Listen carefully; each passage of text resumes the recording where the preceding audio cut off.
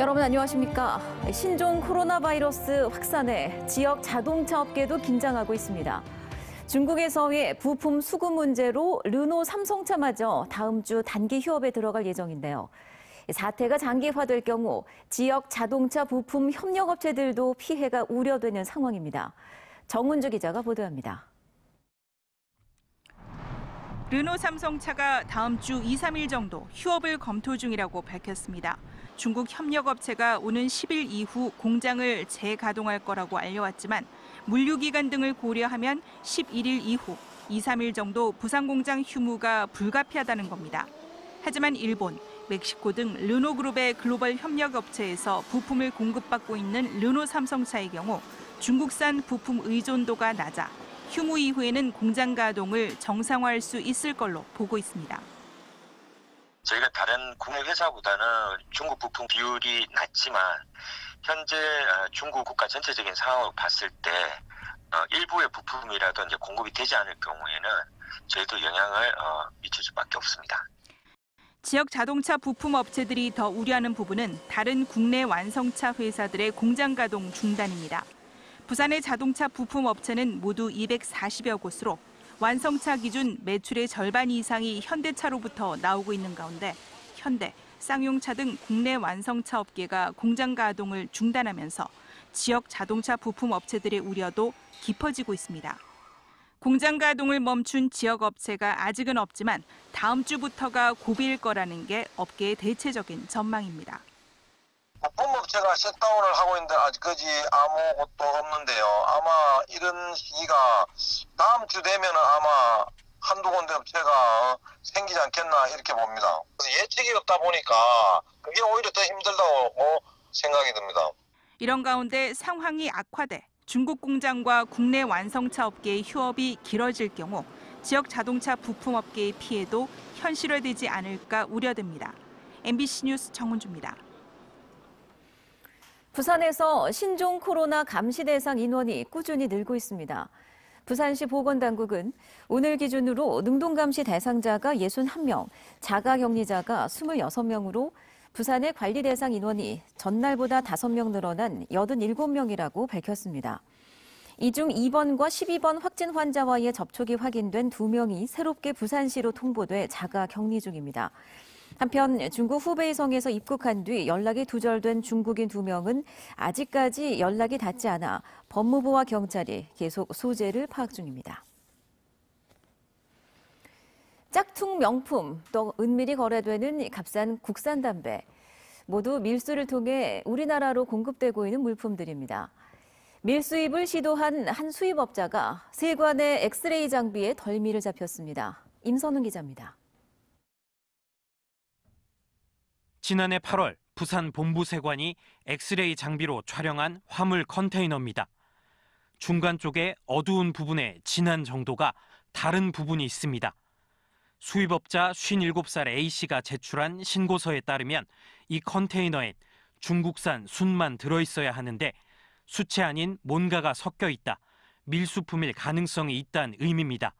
세관이 컨테이너를 열어서 확인해봤더니 정품일 경우 4에서 5천만 원에 이르는 시계 등 각종 짝퉁 명품 1,400여 점과 태국과 홍콩으로 수출됐던 국산 담배 89,500여 갑이 쏟아져 나왔습니다. 시가로 124억 원 어치입니다.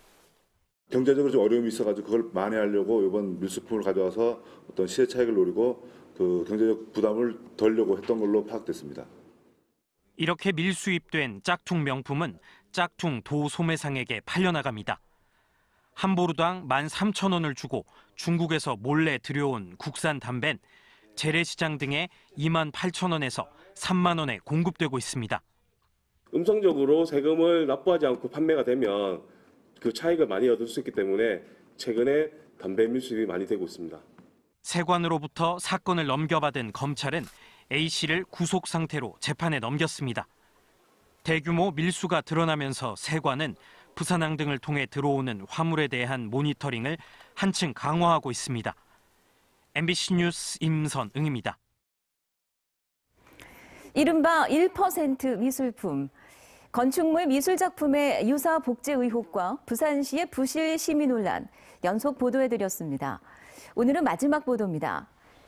건축물 미술 작품 제도를 도입한 목적 중 하나가 이 작가의 미술 창작 기회를 확대하기 위한 겁니다. 그러니까 되도록 많은 신진 작가들에게 이 창작의 기회를 주자는 건데요. 저희 취재진이 지난 3년간 승인 설치된 부산 지역 건축물 미술 작품을 전수조사했더니 불과 12명의 작가가 전체 작품의 4분의 1을 독점한 것으로 나타났습니다. 조수환 기자가 보도합니다. 최근 수영구 한 아파트에 설치된 태양꽃이라는 이름의 건축물 미술 작품입니다. 경남 창원에도 이와 흡사한 유사 작품이 설치되어 있습니다. 이 작가가 지난 1년간 제작한 건축물 미술 작품 리스트를 확인했더니 부산 진구, 동구, 남구, 동래구 등 무려 8점입니다. 마랑을 통해서도 하고 어떻게 또 인맥을 통해서 이렇게 한두 개도 이렇게 할 수 있는 그렇게 지금 하고 있습니다. 일이 연결되고 있더라고요. 취재진이 지난 3년간 부산 지역 건축물 미술 작품 설치 승인을 받은 382점을 추려 분석한 결과 이 중 전체의 23%가 작가 12명의 작품이었습니다.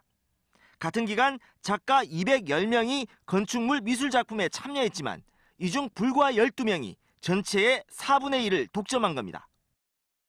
한 작가를 선정해서 계속하면 그게 리베이트하고 연결이 돼 있고 다 그렇게 모순돼 있는 이상한 점이 많습니다. 건축물 미술 작품은 건축주와 작가, 여기에 낀 대행사 간 직거래 방식입니다. 전적으로 작가 선택은 건축주 마음이다 보니 일부에선 설치비 일부를 되돌려 받는 이중계약으로 질 낮은 작품의 양산이 불가피한 구조입니다. 작가가 실질적으로 받는 금액이 엄청나게 적다는 거죠. 대다수의 작가가 만약에 1억 같으면 그 절반을 받기가 힘들다는 거죠. 지난해 제정된 경기도 건축물 미술작품 관리에 관한 조례입니다. 작품 선정의 투명성 확보와 작가들의 참여 기회를 확대하기 위해 공모제를 의무화했습니다. 건축주가 건축 비용의 1% 안에서 비용을 대고 자치단체 또는 건축주가 직접 작품을 공모해 선정하는 방식입니다. 관행된 문제, 독식한다라는 관행된 문제를 갖다 해소할 수 있는 방법이 있다라는 생각이 들어요. 그래서 청년 작가들한테도 참여할 수 있는 기회에 문턱을 열어준다라는 그런 긍정적인 의미도 있습니다. 부산시는 1997년 1% 미술품 비리 의혹이 불거지자 당시 공모제 도입을 추진하겠다 약속했지만 이후 20년이 넘도록 실행에 옮기지 않고 있습니다. MBC 뉴스 조수아입니다. 사회적 재난으로 지목되는 빌딩풍 문제를 해결하기 위한 전국 최초의 연구 결과가 나왔습니다. 전국에서 초고층 빌딩이 가장 많은 해운대구 일대 5곳을 대상으로 이 빌딩풍을 관측했는데요. 무려 2배 넘게 실제 풍속이 빨라지는 것으로 확인됐습니다. 류재민 기자입니다. 전국에서 가장 많은 초고층 빌딩 35동이 밀집한 부산시. 아파트 유리창이 깨지고 가로수가 쓰러지고 이 지역만 들어서면 유독 바람이 세게 부는 이상현상이 속출하고 있습니다. 초고층 빌딩 사이에 부는 불규칙한 강풍, 바로 빌딩풍 때문입니다. 양쪽으로 해서 아파트가 이렇게 높게 올라가 있으니까 이쪽으로 바람이 좀 많이 부는 편이죠. 바람이 좀 많이 부니까 좀 춥다는 느낌 많이 들죠, 특히 겨울에는. 전국 초고층 최다 밀집 지역인 해운대구가 국내 최초로 빌딩풍 연구 용역을 하게 된 이유입니다. 마린시티와 센텀시티, LCT 인근 지역 등 대표적인 초고층 구역 5곳 구역을 지정해 풍속 변화를 관찰했습니다. 초속 2m, 10m 잠잠한 바람이 마린시티를 통과하면 풍속이 무려 70% 빨라집니다. LCT는 풍속이 2배 넘게 증가합니다. 태풍급 초속 20m 이상의 바람이 불면 상황은 더 심각해집니다. 대부분 구역에서 50% 넘게 풍속이 빨라지고 특히 LCT 구역은 처음 풍속보다 2배가 넘는 강풍 경보급 바람으로 돌변합니다.